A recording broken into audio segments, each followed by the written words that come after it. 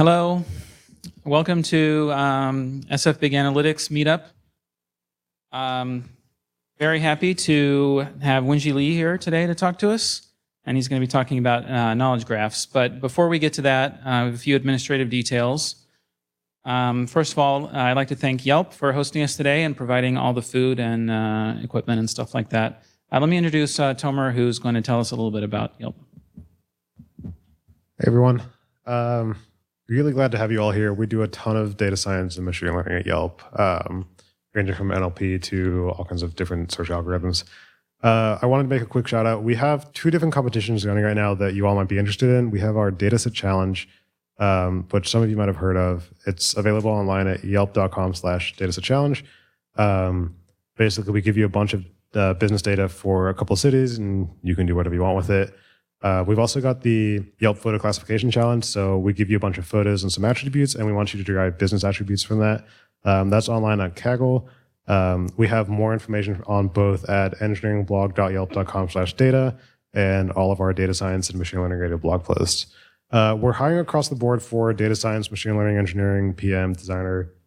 If any of you are all interested, I'll be sitting in the back under the glowing Yelp sign. Please come find me. I'm happy to answer any questions on anything. So thank you. Okay, and just another few small announcements. February is a pretty busy month for us. We have two more talks scheduled. One is on Apache Tahoe and a big data warehouse on Hadoop. So that will be February 10th at Alpine Data. And also Tachyon, past, present, and future on February 22nd, which is going to be at BlackRock. So now, let me introduce the speaker. Like I said, Wenji Lee. He is the chief data scientist for Puhi Finance. Thank you. Can you have a mic?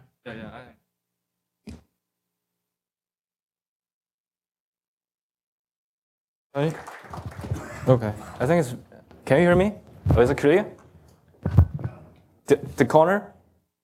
Okay, great. Okay. Oh, thanks everyone coming tonight. I think the number of people here is beyond my expectation. There are so many people here. I'm very kind of exciting. And I'm a data scientist at Puhi Finance. It is a P2P lending company headquartered in Beijing. And today's talk is about like a knowledge graph. Of course, we have a lot of like problems we are solving right now, but today I just specifically talking about some problems directly related to some knowledge graph technologies, okay? So I think if you have any problems during my presentation, you can just feel free to ask anytime. I really like kind of interactive environment, so okay, great. But where is my slide?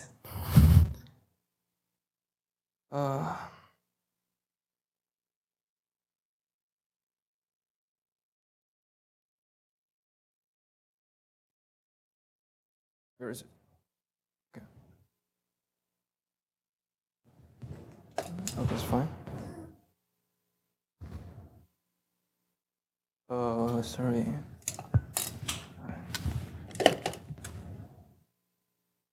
Okay, great. Okay, sorry. Today's talk is kind of big data and AI in P2P industry. Always is different from the title on the website. Don't worry, it's the same content, right? Okay, maybe I sit in the center? Okay, so let me just first briefly introduce what we are actually doing. So we are the peer-to-peer lending companies. And so we actually only provide the platforms, right? And then one side of the platform is actually the borrowers. So they borrow money from us, and the other side of the platform is actually investors. So they put money on the platforms, right? So, and then we just earn some fees, and then this is the way we make a profit. And we have like 4 components of the services, and we providing the online and offline lending service and online and offline financing services. This is what we are actually working on, we are doing. And the company is right now is in Beijing, and founded in July 2013.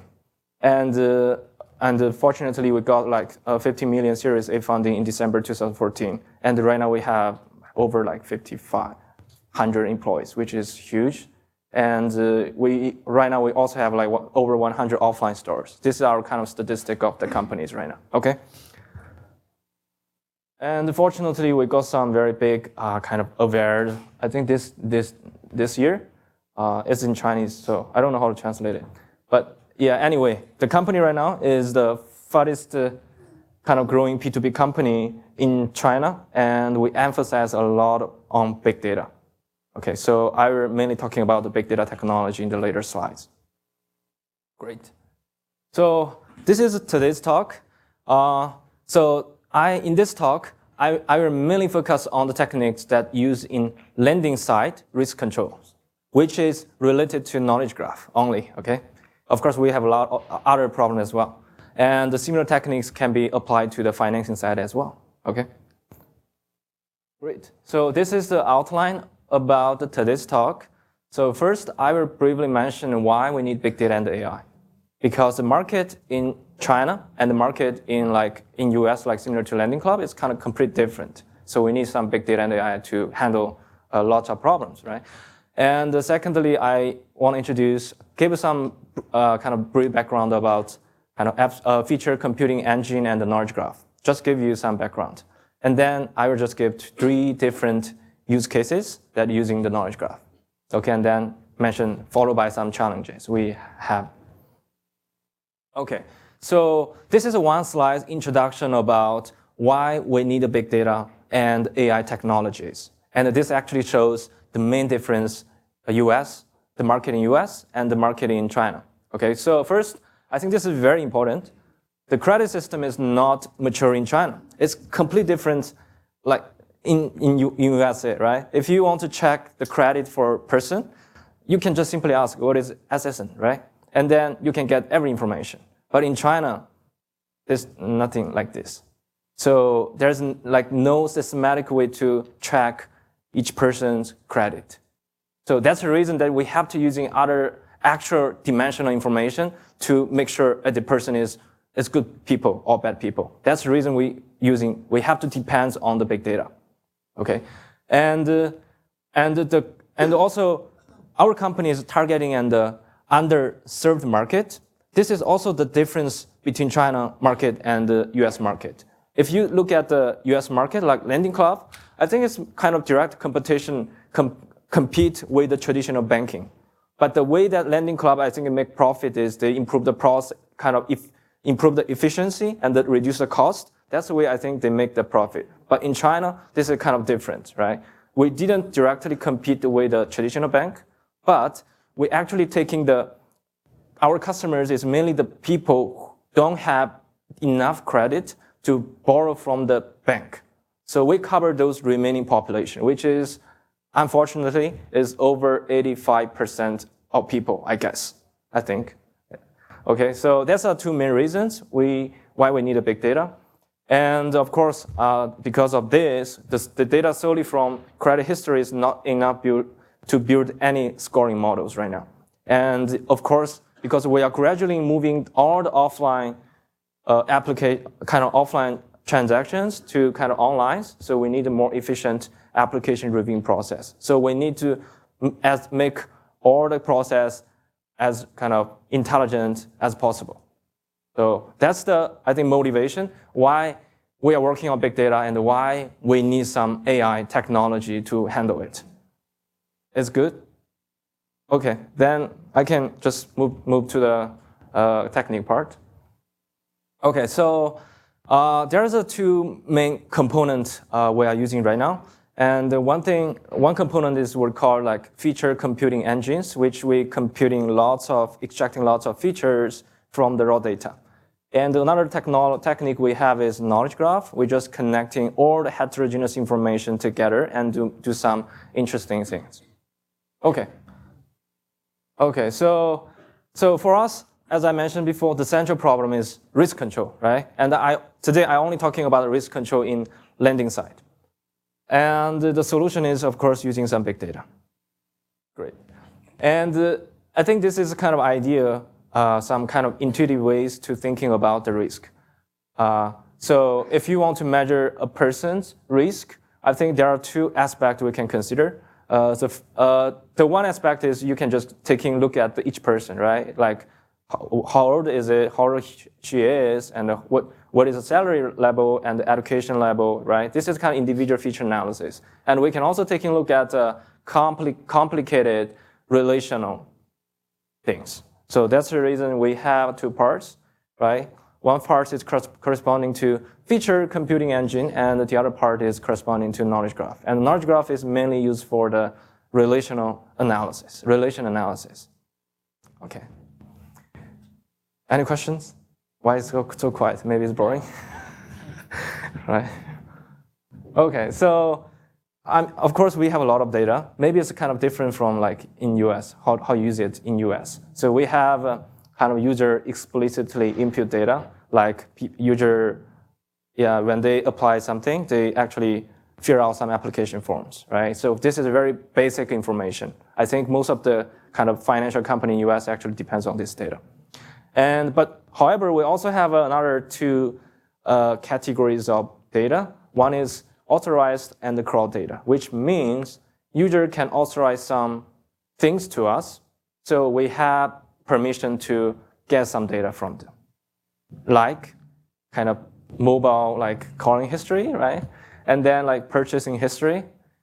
Yeah, okay, yeah. And also, okay, that's happening in China, okay. I think that's the reason that the problem is very exciting, because you have a lot of data. You don't, right? You don't just constrain very basic information, right? In China, I mean, in US, maybe just you can only play around like user input data, right? Very basic information. But here we have a freedom of working with lots of data.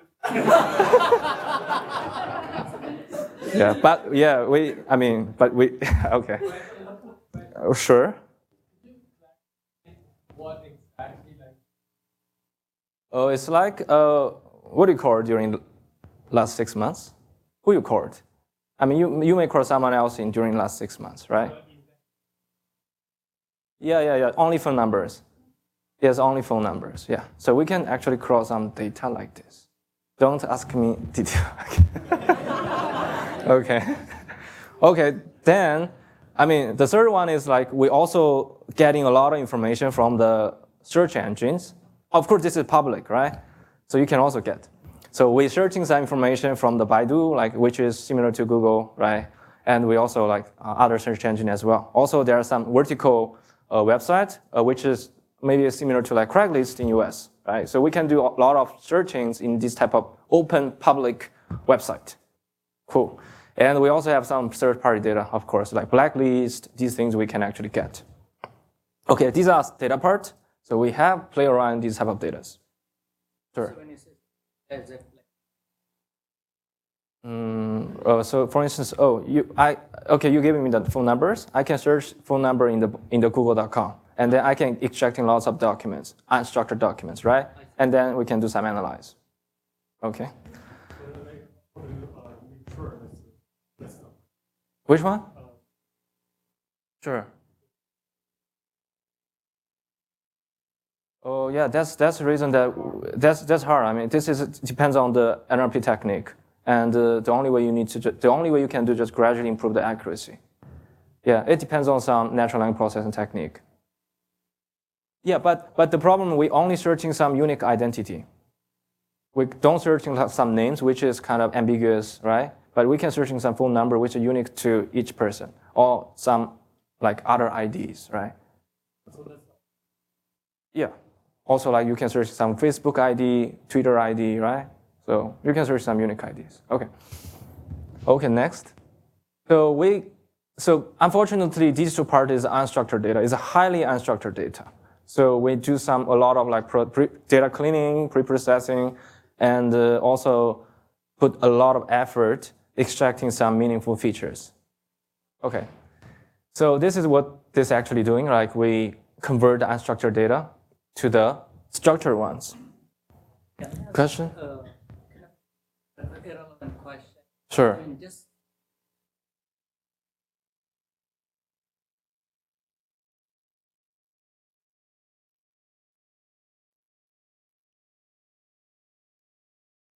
this one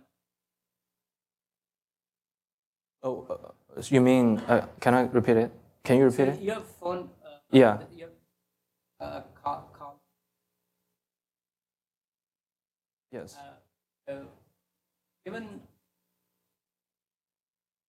Yeah. This, Yes, there are some reasons. Because first, we consider is the coverage of the users, right? How many percentage of applicant actually having, we can get kind of purchasing history, right? This kind of coverage. Because mobile phone everyone has, right? Mostly. So we're just getting this data. So like even purchasing history, you can actually getting those data from different sources. But if that source, the coverage is low, then we don't use it. Done? Okay. Okay, so the key question is like, okay, convert unstructured data. Oh, okay.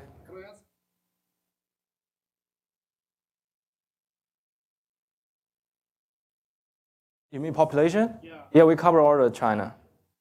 Yeah, but not US so far. Okay.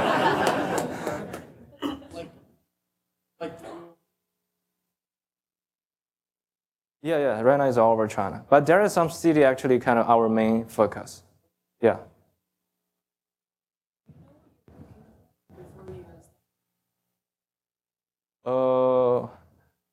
Yes, this is more like customer targeting, isn't it? Yes, this is what we are working on right now. Yes, of course, there is some characteristic we're mainly looking for. Yeah, but right now, we didn't actually get into too much detail in that part. But that is actually the main kind of project this year. Yeah.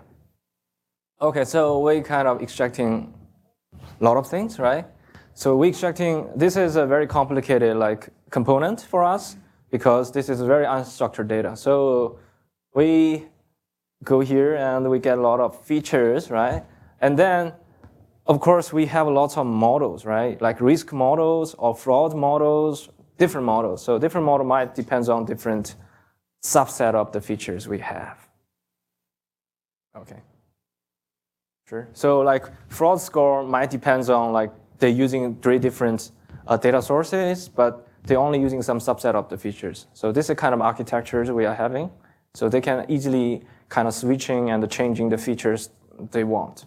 So because like fraud score and the risk score, also other scores, it's designed by different teams, but different team can easily like getting something they want easily. Okay, so for instance, if we have like purchasing histories, then we can compute like all these thousands of features like this, right?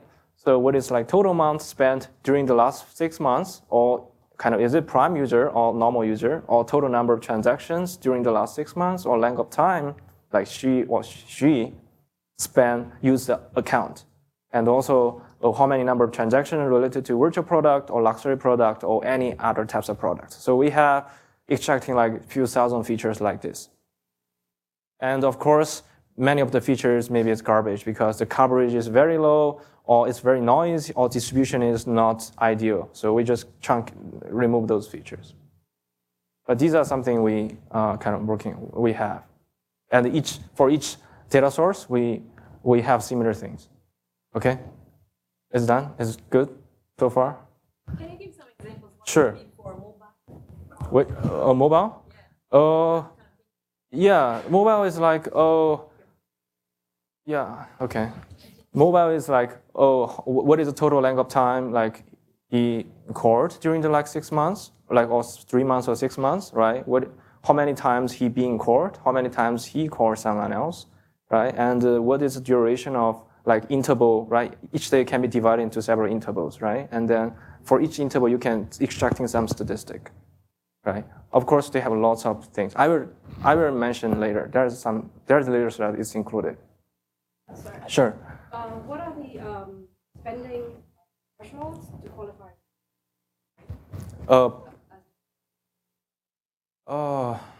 That's one I don't know. This one is too detailed. I have no idea how they actually design it. But usually all other features we actually extracting, it depends on like last 6 months, which we believe is more recent.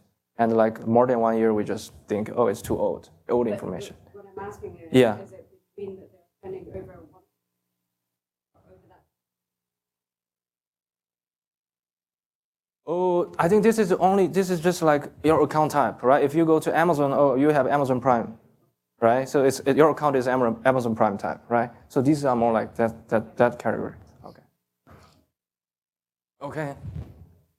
Cool. So next, I will just talk about the knowledge graph, right? So how many of you like ever worked on the knowledge graph? Oh, really? Oh, the number is very low. And then how many of you actually work on some graph databases? Is Neo4j like? Yeah. Really? Yeah. Oh. Oh yeah, because yeah. Okay, great. So yeah, so About RDF. yeah, because the RDF is very popular in academic, but Neo4j is more like is very popular in industry, right? Okay, so then I just gave a very brief introduction about the knowledge graph, right? It is a semantic network first, and so if you can see, there is a entity, what is this? Okay, points and edges, right? And each point is a entity, and edge is represent the relationship, right?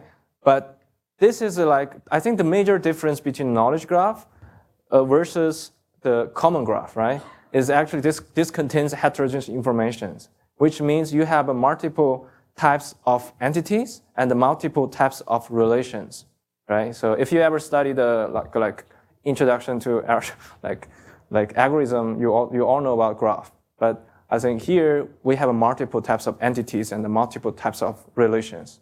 I think that is a very important information, like which so we call heterogeneous information network. Okay, and of course because of this, I mean from the network, it provides the ability to analyze the data from the perspective of relationship. Because for anti-fraud, because we really want to get into the very complicated structure, right, and then see if it is fraud or not.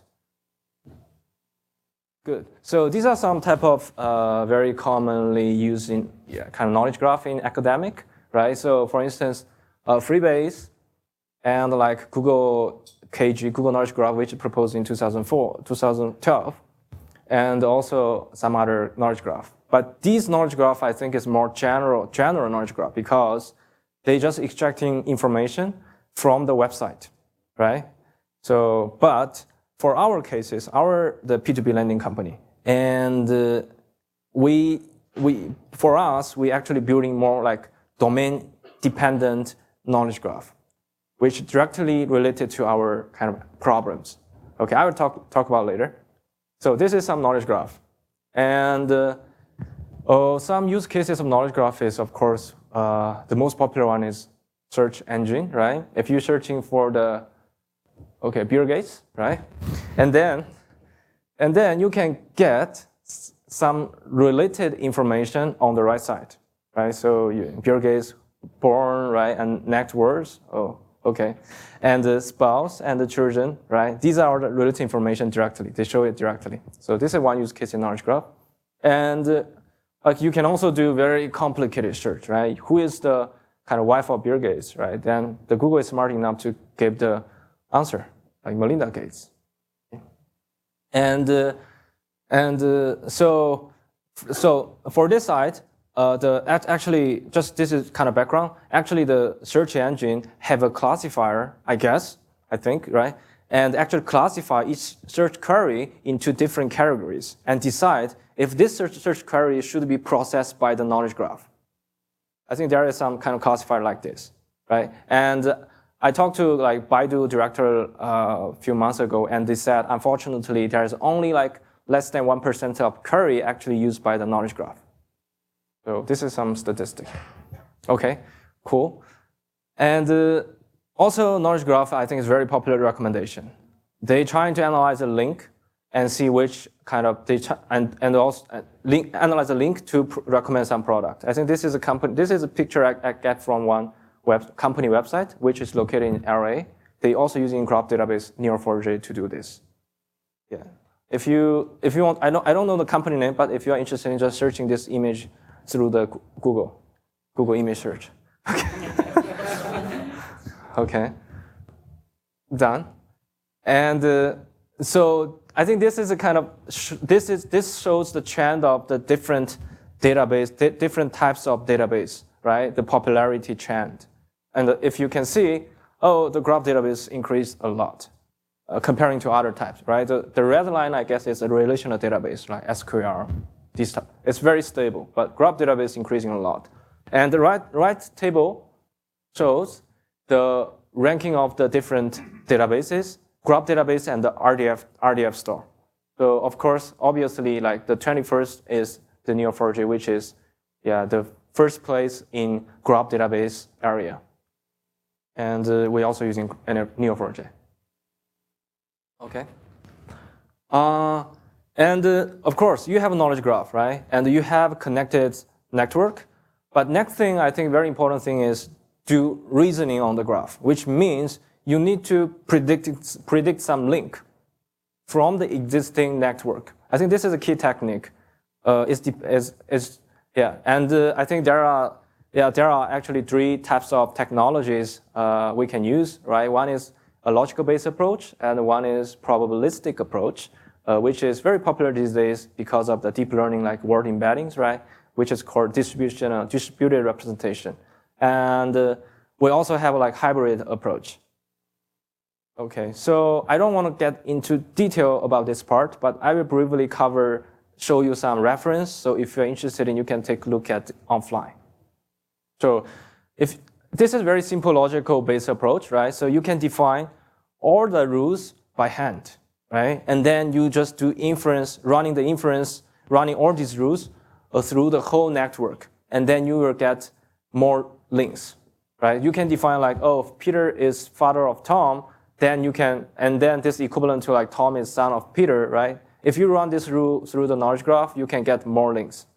And of course, you can do more kind of complicated some rules, right? So this is all like first order logic. This is one way to do this. We call this approach is a hard approach, right? And the next, the probabilistic approach is more like soft approach, right? Because it's based on the probability. So there are very common approach nowadays, especially after the deep learning actually coming out. And this is one of the popular approaches, which is called translating embedding approach, which means they actually embedding the entity and the relations into the latent space. And then they assume in the latent space, the entity and the relation obeys that algebra, like H is the head and I is the relationship, then T is the tail, then they obey the L, H plus L is similar to T, this algebra. They're assuming this algebra. This is translating models. And next, another kind of popular approach is like tensor factorization, which is direct generalization of matrix factorization, right? So if you ever work, I think everyone should know like matrix factorization for recommendation systems, right? This is a very popular approach. But in matrix factorization, you only have one type of relations. But here we have multiple types of relations. So tensor factorization is a direct generalization from matrix factorization and applied to kind of multiple types of relations, right? This, I think, is very easy to understand. Any question so we can discuss? Oh. Can I ask what the no and the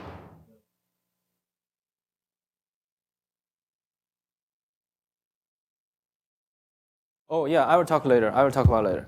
It's included. Okay. question?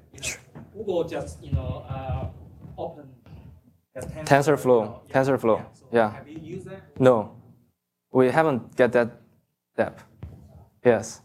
Right now, actually, most of the prediction is actually based on the logic because it's very accurate, right? But it's hence designs.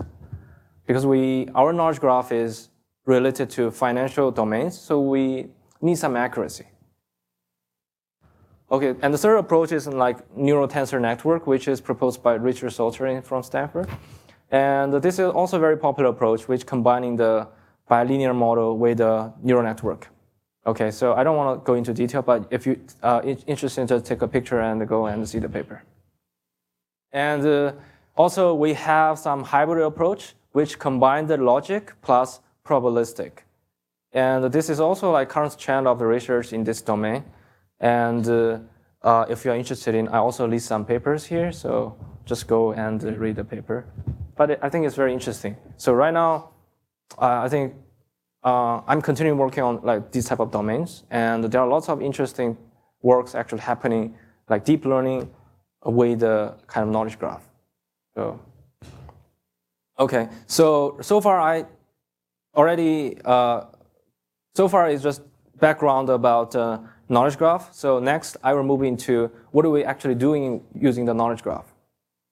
Any questions so far? So I can move into next section. No? No means boring. So the slide you had with examples of knowledge graphs, they're all general graphs, like, general knowledge. Yeah. So, but I'm assuming for yes. Diverse sources. Sure. So what find these numbers?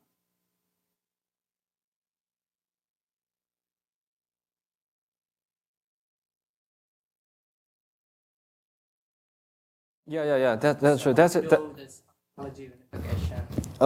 Yeah, I think it's a very good question. Actually, it's about data cleaning problem, right? And each name, I think the question is each name might have different variation, right? Like Puyi Finance, we have some people writing Puhui, or other people might writing Puyi Finance or Puyi Finance Ltd, right? These are actually noise. So the problem actually called name disambiguation from NLP domains, right? And then this one is actually we're actively working on right now. This is a very huge problem. It's a very challenging problem for us. Yeah. Okay, so there's some other papers coming out recently, like deep convolution network on graph structure data, which is also a very cool paper, I guess. It's from Yan LeCun. Okay, so let's move to the use cases. And this is our domain-specific knowledge graph. So different from like more general knowledge graph, which extract information from the website, we mainly just connecting information that we can get from the customers. Also, we can get from the website and also the data we crawled. Okay, so if you see the this one, so we have like person, right? And we also have a phone numbers, and we also have some address, emails, and the company the person works on. So these are all our entities. Okay, next. So far we have 10 types of entities, as I mentioned before, like 10 types of entities and 50 types of relations.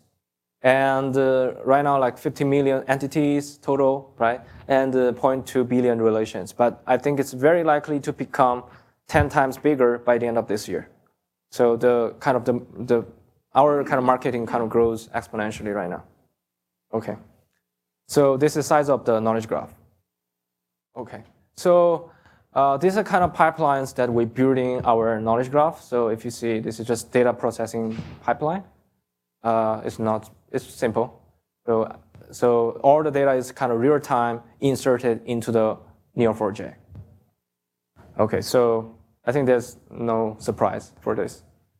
And this means every time there is a kind of new application coming to our site, then we just real time insert the data into the Neo4j and then connect it together. Okay, and then the first use cases is called Antifraud, which is the most important problem for us. And I think the one very important kind of applications in terms of knowledge graph. So Antifraud, I think it's mainly based on some anti-fraud rules, right? But because of knowledge graph, we can define very, very complicated rules. So I think this is one benefit that we currently have, because before, if we're using some traditional databases, you can't actually play around so many complicated or interesting rules. But right now, every rule, if you run whole database, it just takes a few milliseconds. Okay. So this is very simple rules. Like, oh, each person, one phone is shared by like different applicant. And then this is not, I think this is kind of risk because each phone should be related to one person, right? This is a very simple anti-fraud rules that we built on top of the knowledge graph.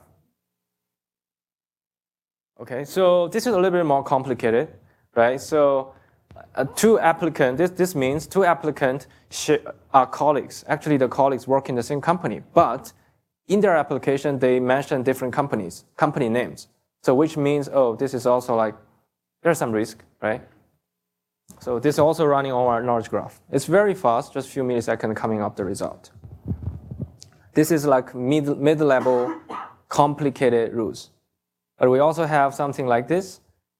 So this applicant and other applicant is a colleague, and the other one is applied once in our system, but the loan is rejected because they belong to the same kind of competitor relationship.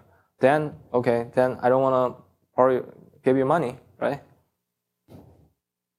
And then this is a phone network because we have a kind of phone calling, kind of mobile history, right? So we can building very huge phone network like this. So if you check the previous contact, and then if any of the contact has applied the rules in our system, but they already overdue, right? Then we don't want to just send you the money. This is using some outside of data set. Which could? Are the rules supported by? Which one? Oh, yes. Yes, when we design the rules, actually we run the whole historical data and see the coverage, precision, and recall, and this type of statistic. Yeah, sure. Rule is actually divided into several categories, right? One type of rule is very strong rules. So if you hit any of them, reject. It's all relationship, right? And the other rules might be as a soft, right? If you hit the rule, maybe it's a fraud or not. In that case, we give actually weight, and the weight is learned by the models.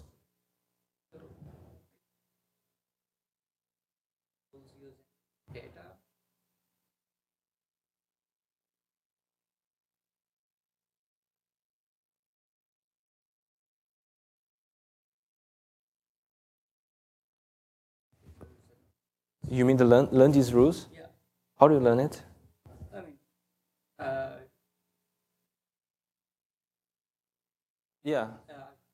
Yeah. That's a one way. Yes. Yeah. That's a one way. Yeah. Because I mean, I think your idea is like, oh, we have a very complicated rule, right? And we can actually kind of divide this complicated rule more like atomic one, right? And then we're using some models to combine these type of things, right? Which is optimal. Yeah. That's one we are working on right now. Yeah, because I think that's a good idea. But right now, so far, we just handcrafted all the rules. Yes. Okay, so this is one thing, a little bit complicated one. And we also detecting some triangle relationships. So we want to see if any three of them belong to the small kind of group, right? You can also do, if you can also do some more complicated things, right? You can detecting some click on the graph.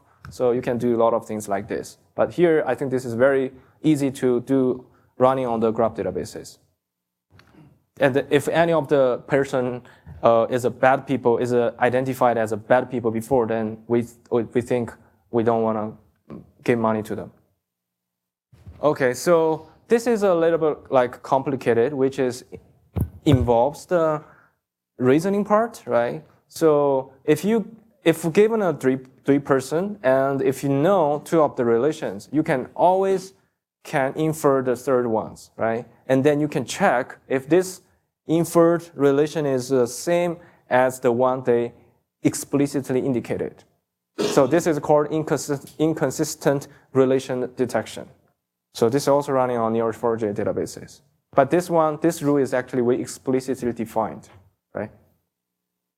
of course, next step, we want to try some more probabilistic way, using some like embeddings or like deep learning, I don't know, these type of models. Okay, cool. And this one also, one thing, like if 3 persons share lots of common attributes, then we think, oh, they are the group. And then if anyone in the group is malicious, then we see, oh, these might be the kind of fraud group, right? This rule actually comes from the Neo4j handbook. Okay, so I think this is also one kind of important application for us because we lots of people actually working on some designing rules. But once we have those graph databases, then we can actually visualizing all the connections together. Then it makes us very easy to define new complicated rules. Okay, I think this is one benefit for us. Okay, and this is the next thing I want to do. But right now, yeah, it's a little bit hard to do this because so far we only consider the graph structures at given time step. But I really want to see how the graph actually evolve over the time. So in that case, I need to store all the graph information at each step, which cause a lot of memory issues. So right now I have some difficulty to solving this, but this I think is very powerful techniques to detecting more complicated kind of fraud. So this is just like evolution of graph structures, right? If the graph structure is rapidly changed within very short time period, then I think there are some problems. You don't have a type information? Which one? You mean the time? You mean the type information? Yeah. Oh.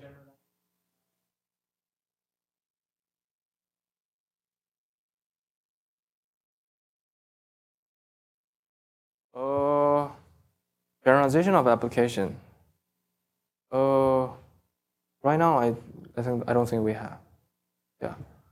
Okay, so this is one thing we are still working on, but I think if you are interested in just keep trying, and then any good solutions, just share with me.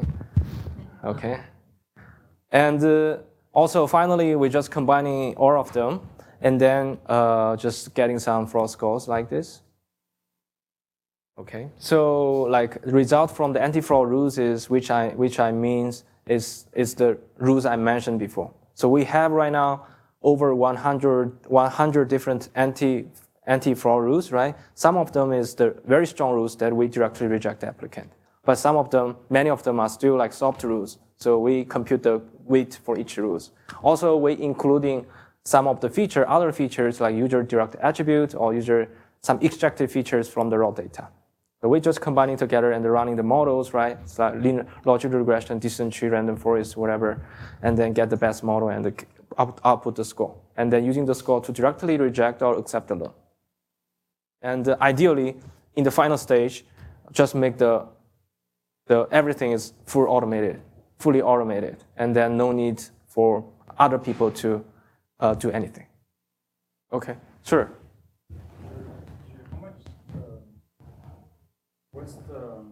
How dependent you're on the model?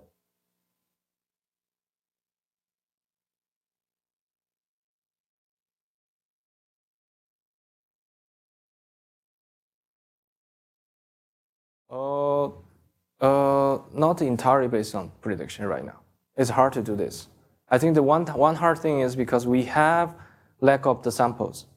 I think this is the very common problem, I think, in financial industry to some fraud detection. Even we have lots of customers, but the fraud rate is very small.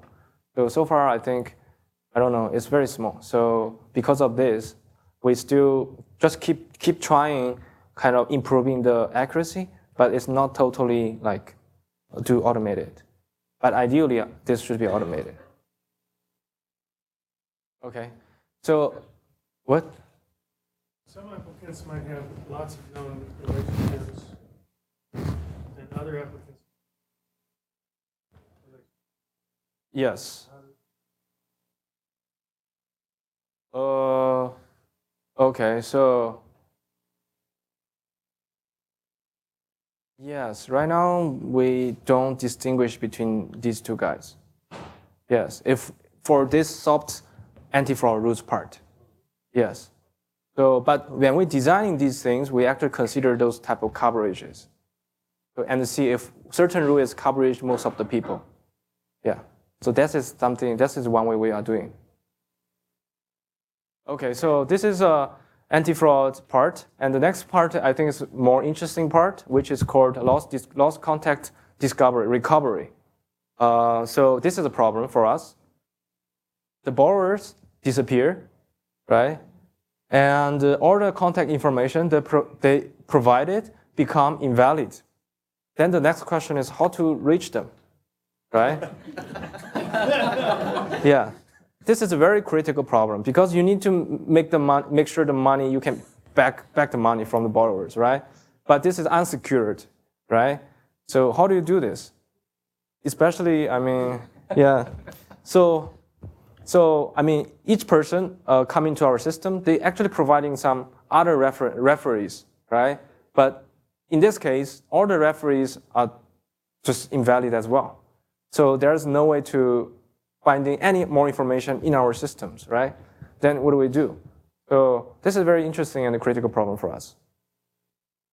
So what we're doing is we implicitly infer potential contact informations using some link predictions or using some other source of information. And right now, because we have phone network, right? This is very powerful. So we have phone network. So what we can do is, right? Applicant has a personal phone, right? And then his personal phone, we have a history, right? And unfortunately, the history is very long. It's like thousands of different phones he called like during the last 6 months. Then, obviously, the next question is, and rank, right? And then also predict the relationship. So this is, I think, very interesting problems we are solving right now, and we already deployed the first version of the system. So we just rank the phone numbers, and we predict the relationship, okay? Of course, if you're interested in, you can go over second order. You will get more phones, right? Exponentially increase.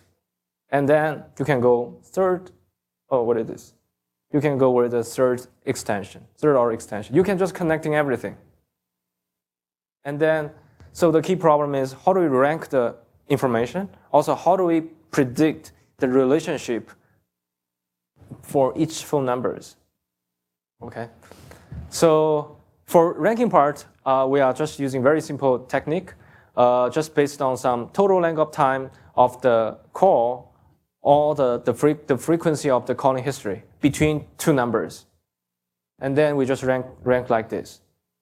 Okay, of course, for next step, we're trying some, proposing some ranking score using some machine learning approaches. This is the ranking part, right? And then the next thing is we're predicting the relations. I think this is a very interesting problem to solve because if you're solving this problem correctly, then you can do a lot of things like marketing because you know the relationship. You can directly contact the person and do some marketing. So what we're doing is we extracting some features like this, right, between two phone numbers. So the total number of times of calling, like the average time per call and the maximum length of time, and the number of times of calling between like 4:00 to 4 a.m. These are the features we're extracting from the calling history. And then based on these over 100 features, we're predicting the relations.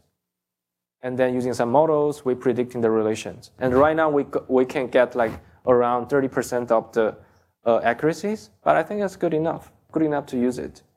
So, and as we gradually accumulating more data, and I hope the accuracy increase a lot. Good. Here. How do you get? Which one? Yeah. Before this automating process, they actually, this. Okay, this is very detailed. Yeah. Yeah, before they actually do very similar process by person. And at that time, we have some Excel sheet, like the people provided to us, and the customer service, the customer employees in our company actually call one by one and to make sure, to check if this phone is valid or invalid. And they also indicate what is the relationship. So they have some very small training data set. But at that time, it's not a kind of automated process. But right now, we just make the whole process automated. Good? Okay. Sure. In your permission at the start of data collection, Yes. are you also collecting geolocation data from No. well? Right now, no. web codes that they're calling to? So that We only can collect the phone numbers they have called, and the time, and the duration, and nothing else. Yeah. Okay, so this is something I think is very interesting. What tools are you using for machine learning for all these algorithms? Which one? Like, Yeah. So right now we didn't do any ensembles. We just trying to run every models in our model set and see which one gives the best result in the test set, and then we just go with this. Obviously, I think the LR is the most robust and accurate model for us right now.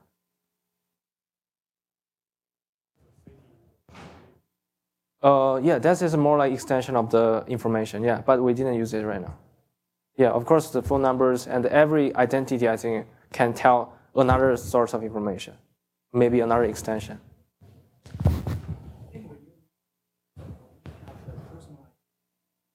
Personal ID, yes. How do you check? You wanna check with the police? Yeah. Yeah. Right now it's hard to make kind of having the relationship with the police and just let them do this. Yeah, but maybe in the future. Okay. I see. So this is the one problem we are solving right now. And because of the knowledge graph, it's very effective to solve this problem. And of course, this is the next thing we are working on. Instead of just directly using some phone network, right? We trying to do some link prediction like this. So if we have a network like this, then what if this guy knows another guys? So this is called link prediction. And the technique is I already mentioned in the previous slides. Hello. So when you walk the graph from Yeah.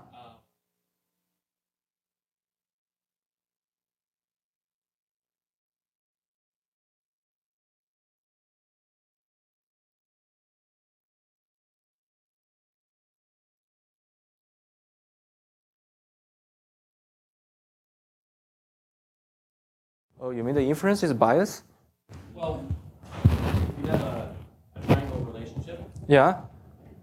and the quality of your data, the ability to walk the graph more than one way Okay. would So be better in those.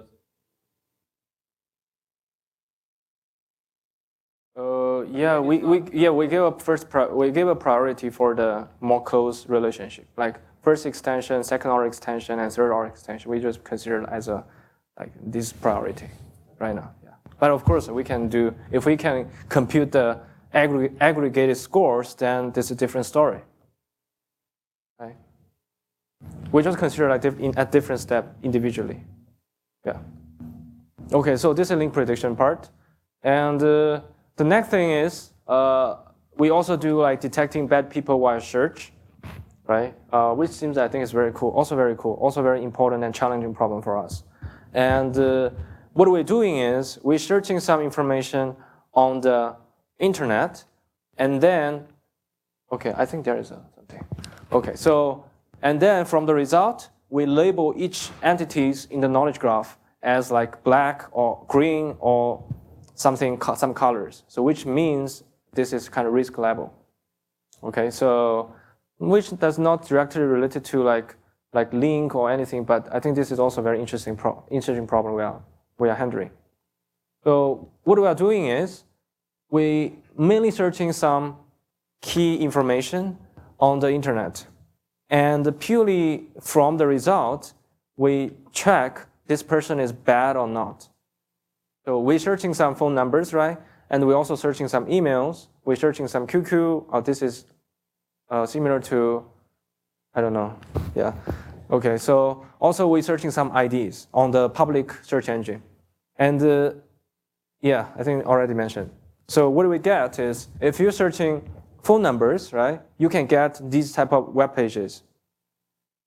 This is, I guess, from, okay, I forget it.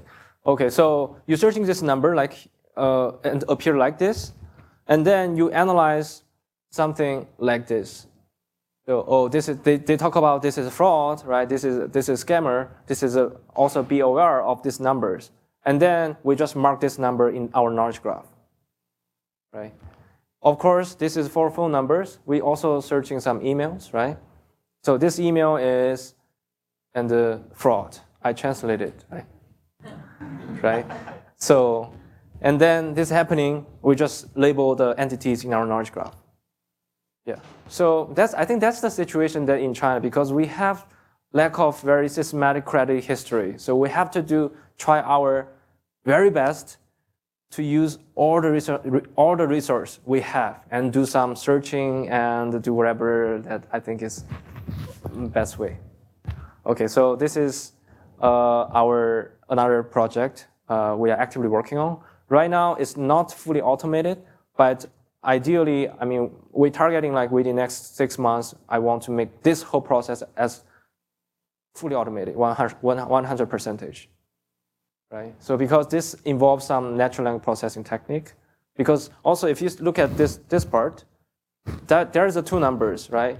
This is two numbers, right? This number and there's another numbers. And how do we know like they actually calling this number is a fraud or this number is a fraud? This involves some complicated natural language processing technique. And we also need lots of training data to do this, because we just deployed our first system.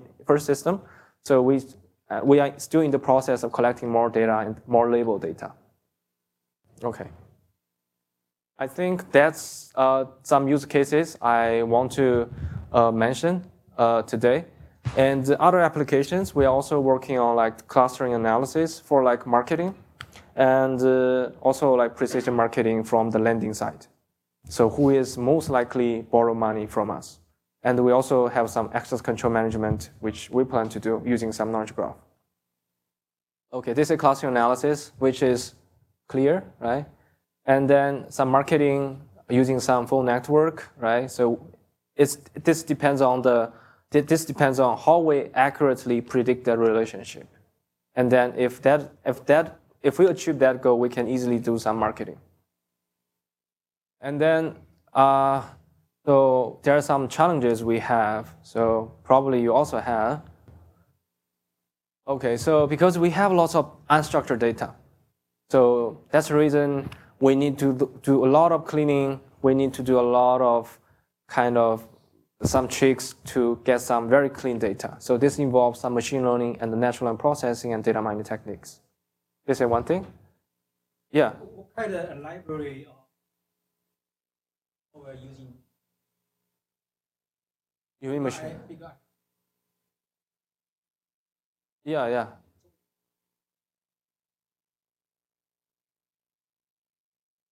You mean library? So because we tested a lot of machine learning models, and we just find out, oh, maybe RR is kind of very good enough model to build. We just writing it ourselves. We didn't put any like libraries. I think so far they got all the graphs. Yeah.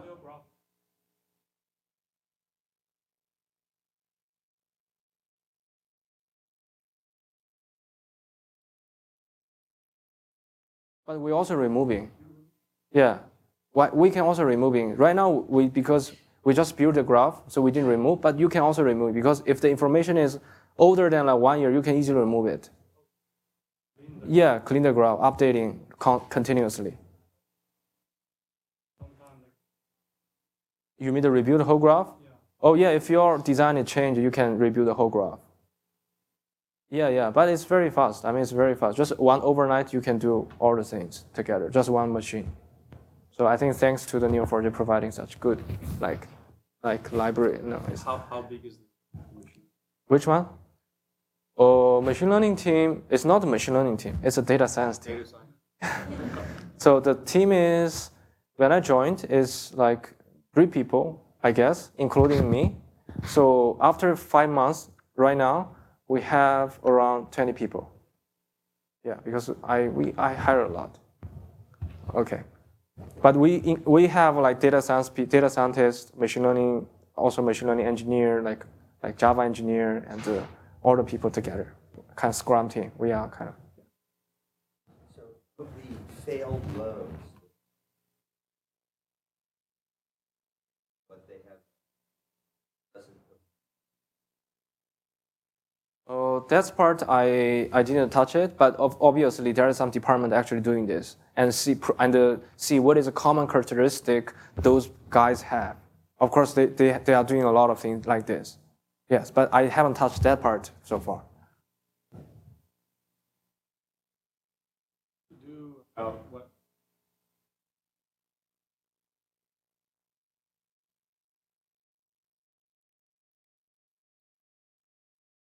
Okay. Another Okay. would say.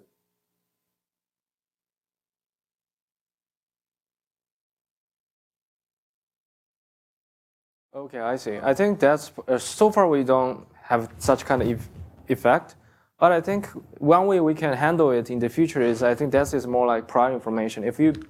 I mean, machine learning model, I think there's some prior information like this, then we can directly impute the prior information in our models, and at that case, the prior might play more important roles for us. I think there's some parameter we can control like this. Yeah, actually, we consider it like this. We consider this because if the financial market suddenly changes, then how this actually affect the models? In that case, we have to incorporate some outside prior knowledge into our models. Right now? Okay.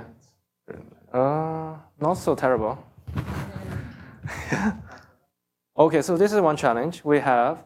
And the other challenge, as I mentioned before, is name disambiguation. And we are actively solving right now. And this is a very huge project. We are targeting within 3 months. So one company might have different names. And of course, if you're searching some Baidu in our knowledge graph, there are tons of different variations, like 30 or 40 different names. Then how do we merge them together and do these things? It's very critical. Of course, you can do the problem essentially is the similarity metric. So compute the similarity between different 2 entities, and if this threshold exceeds some 0.5, 0.9, then you can actually merge them together. So, okay. And another problem is, of course, the link prediction part. Even I listed lots of approach, but still this is an open problem. And even in the academic, we don't know how to solve efficiently, more effectively. Okay. And I think lastly, we have a lot of data because we crawl and we also searching, we get a lot of data, but because of sample size, we still have some problems for building some accurate models like anti-fraud because we have lack of some fraud data. Okay, so these are something I think is very challenging for us. And so I think that's as for today, for today's talk. But anyway, I think the graph are the features, and it will give you lots of powerful, it's a very powerful tool for kind of analytics, I guess. Something like the Equifax.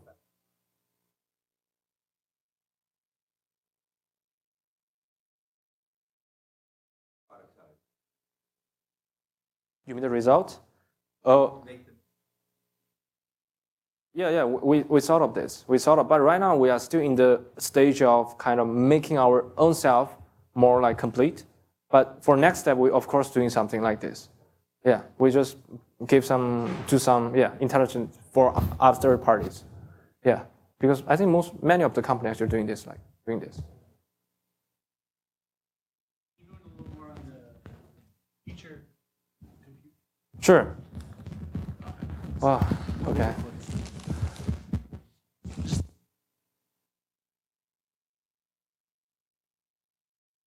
Okay. Sure. We need to calculate a bunch of features. We don't know how to organize them in code base. Okay. I was wondering, you got it as like a engine, right? Consist of those? It's just Yeah, like, oh, just cleaning, right? So data cleaning. but you wonder Data. put it in Hadoop or data warehouse. Yeah, this is more architectural part, but we're just doing kind of more systematically do some cleanings and then go another engine to compute all these features simultaneously, asynchronously, like this. Because the crawler actually happening, it's not sequence, it's actually more asynchronously. So as I get more data, I just immediately compute these features and then store them in the different bucket. And that's just something you build yourself. Which one? Yeah. Yes. And of course, more complicated things, right? This is more individual features bucket. But some more, you can also build in some high level features using these more cross features. In that case, you need to wait. You need to wait all these features are complete. Yeah. Okay, I think that's all for today's talk. Yeah, of course, we are working on many other like risk control projects, but this is related to knowledge graph, so I just mentioned it today. Okay, so I regret I make so many. Okay, so we are still hiring some people here. Unfortunately, it is in Beijing, right? But if you can visit someday, we can talk, right? We have a lot of engineering positions. This is the email of mine. And of course, the last slide is my contact information and also WeChat if you are Chinese. And then, yeah, thanks. I'm done. Thank you. Questions? Done? I'll leave. We have about 10 more minutes for questions if anyone has any more questions. Yeah, I was just wondering if there were any advantages that the Chinese market offered that you wouldn't find in other markets like the United States for this type of application. You mean the benefits over? Yeah, like what does the Chinese market offer that's better than the United States and for this type of stuff? Oh, market is high. If you invest some monies, we actually offer high returns. Right now it's around 10%. Some company provide more than 10%. What about like the collecting data and stuff? Which one? Collecting the data. Collecting data? Yeah, is it better? Is it easier in China or is it? Yeah, of course it's easier. Right now, so far. But maybe it becomes more harder in the future. Yeah. What you showed would not be legal in my country. No. And where is the boundary there? Like you can take any data, or is there? As long as we just only take the data upon user authorized. They actually give a permission. Yes, they give us permissions. Yeah, as long as they give a permission, then we can actually crawling something. Yeah, because if you don't get even those type of data, we really can't do anything because we don't have any information from the users. Yeah, so that's the reason you have to do it. Otherwise, you just lose. So do you give advantages to users to give you more information? Yes, that's true. So we have just launched a new applications, which is a second version of our product. So in that product, we actually gave freedom for users to provide informations. But it's not, we don't actually, they don't must provide certain information, but we just give a freedom to, there is like 9 different information they can provide it. And if you provide more information, the more credit we give to him. So this is freedom. Yeah. Why you choose 6 months for data? And how about the more than 6 months, 1 year, and like this? One reason is because I think 6 months is more recent behaviors, right? It's more updated history. And maybe more than one year is not, is a little bit long, is kind of old information. I think this is from the feedback from the policy people on our department. And then another reason is also, if you're choosing like more than 1 year, the information contained in the knowledge graph also very huge. So we just want to reduce some workload of the knowledge graph. That's another reason.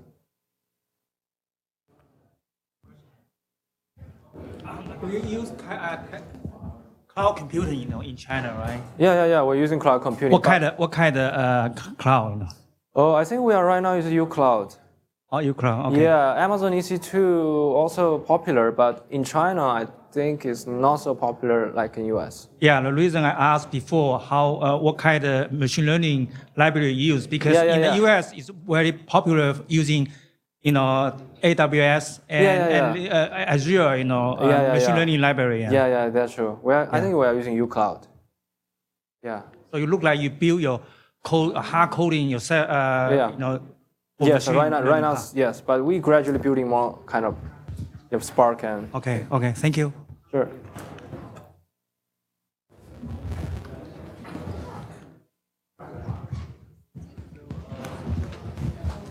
Is credit card information is very prevalent? Everybody use credit card. What are different forms of payment that people use? You mean credit card? So in China, how prevalent is credit card? So how do you get the purchase information? It's just people authorize. Just like if you're using Amazon.com, you have account and password, so they can actually authorize those type of information to us. In India and Pakistan, other third world countries, they don't have. Not everybody has credit cards. Yeah. So there are different other kind of payment methods. Do you consider? Yeah. We consider alternative. So one way you can consider is you have two different type of sources, so you can at least provide one type. I mean, this is one thing you can do. Yeah, because credit card is not.